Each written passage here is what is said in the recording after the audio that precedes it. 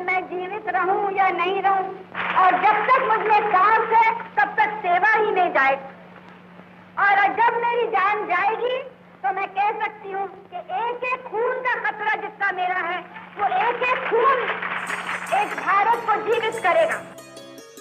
19 नवंबर 1917 को इलाहाबाद में पंडित जवाहरलाल नेहरू के घर जन्म लेने वाली प्रियदर्शनी के बारे में किसी ने सोचा भी नहीं होगा कि एक दिन उसकी गिनती देश के अत्यंत प्रभावशाली और कामयाब राजनेताओं में होगी। प्रियदर्शनी से इंदिरा गांधी तक का उनका सफर काफी उतार चढ़ाव भरा रहा। सबसे पहले उन्होंने 1942 के भारत छोड़ो आंदोलन में बढ़ चढ़कर हिस्सा लिया। उनकी राजनीतिक पारी की शानदार शुरुआत हुई 1964 में, जब उन्हें प्रधानमंत्री लाल बहादुर शास्त्री की कैबिनेट में सूचना और प्रसारण मंत्री बनाया गया।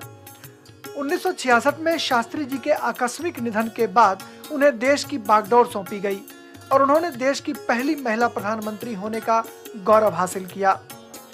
अपने कार्यकाल के दौरान लिए गए कई महत्वपूर्ण फैसले से वो अक्सर सुर्खियों में रहीं। चाहे बैंकों का राष्ट्रीयकरण हो, 20 सूत्री कार्यक्रम के कार्यान्वयन का मामला हो या फिर हरित क्रांति की शुरुआत, उनके हर फैसले में दबे कुचले, उपेक्षित और समाज के अंतिम पंक्ति में बैठे लोगों का हित सर्वोपरि होता था। इंदिरा का कारवां यही नहीं रुका।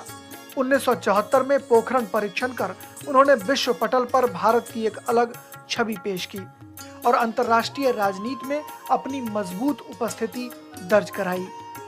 विश्व जब शीत युद्ध के भीषण दौर से गुजर रहा था, इंदिरा जी ने अपनी सूझबूझ से दोनों ध्रुवों के बीच बेहतर सामंजस्य बिठाने की कोशिश की। ये इंदिरा ही थीं जिन्होंने 1971 में पाकिस्तानी उकसावे का मुंहतोड़ जवाब दिया। युद्ध के दौरान पाकिस्तान के 93,000 फौजी बंदी बनाए गए। बांग्लादेश का गठन हुआ और पाकिस्तान को भारत के साथ शिमला समझौता करने पर मजबूर होना पड़ा। इंदिरा जी पंथ निरपेक्षता की मजबूत पैरोकार थीं। तभी तो उन्होंने संविधान की प्रस्तावना में संशोधन कर पंथ निरपेक्ष शब्द जुर्माया। गरीबी उन्मूलन, कृषि, अर्थव्यवस्था, रक्षा जैसे क्षेत्रों में उत्कृष्ट योगदान के लिए उन्हें हमेशा याद किया जाएगा। आज भारत दुनिया भर में तरक्की की राह पर जिस रफ्तार से बढ़ रहा है, उसकी आधारशिला रखने का श्रेय इंदिरा गांधी को ही जाता है। शायद यही वजह है कि पुण्यतिथि और जयंती पर आयरन लेडी शिद्दत से याद की जाती हैं। ओपी यादव के साथ राजेश राज, डीडी न्यूज़, दिल्ली।